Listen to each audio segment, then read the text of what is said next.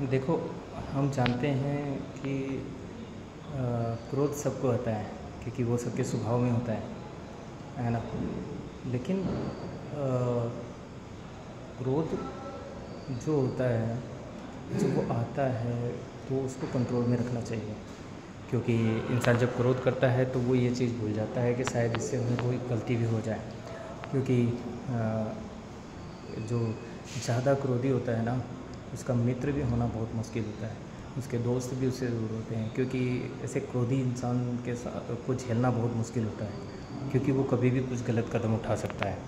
देखो, इसीलिए क्रोध आए तो गलत बात नहीं है, लेकिन क्रोध इतना आए जिससे आपकी ज़िंदगी में कुछ इतना बड़ा गलत हो जाए जिसकी वजह से आप पूरी ज़िंदगी पछताते रहें, है ना। कई सारे लोगों की क्रोध की आप देख रहे हो, अपने इस दुनिया में देखते हो, कई सारे लोग क्रोध की वजह से बड़े बड़े अपराध कर बैठते हैं। कई सारे लोग अभी जेल में हैं, ठीक है, जो जेल काट रहे हैं, और वो कहते हैं कि हम करना नहीं चाहते थे लेकिन गुस्से में हो गया, क्रोध में हो गया।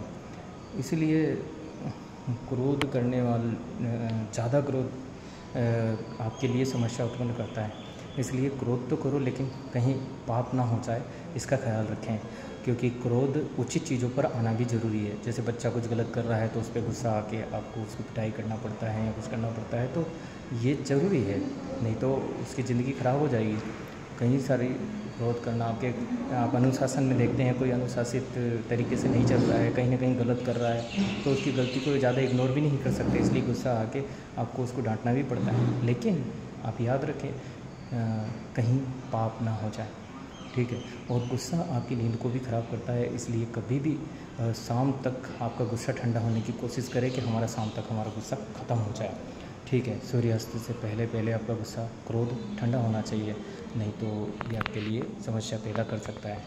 ओके, तो इसीलिए क्रोध तो करो, लेकिन आपसे पाप ना हो जाए। ओके, तो इसीलिए हम इफिसियों 4:26 में पढ़ते हैं, क्रोध तो करो पर पाप मत करो, सूर्यास्त से पहले तुम्हारा क्रोध ठंडा होना चाहिए। और हम नीति वचन 22:24 और 25 में पढ़ते हैं कि क्रोधी का मित्र ना होना, है ना, क्योंकि वो भी समस्या का कारण हो सकता है। ओके।